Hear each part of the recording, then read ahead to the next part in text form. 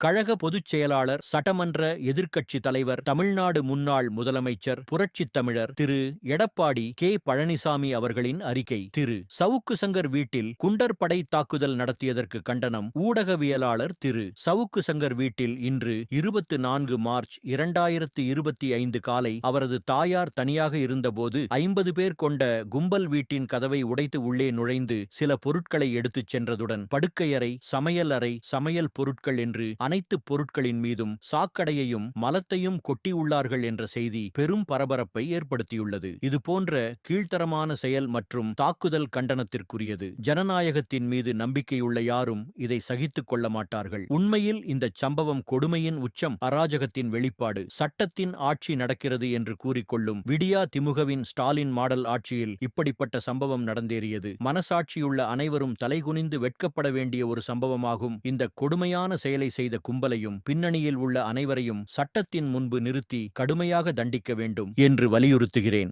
சட்டப்படி நடவடிக்கை எடுக்க தவறும் பட்சத்தில் அனைத்திந்திய அண்ணா திராவிட முன்னேற்றக் கழகம் பதவியேற்றவுடன் தூய்மை பணியாளர்கள், போர்வையில் இந்த குற்றச் செயலில் ஈடுபட்டவர்கள், பின்னணியில் உள்ளவர்கள் மீது சட்டப்படி கடுமையான நடவடிக்கை எடுத்து தண்டிக்கப்படுவார்கள் என்று எச்சரிக்கிறேன்.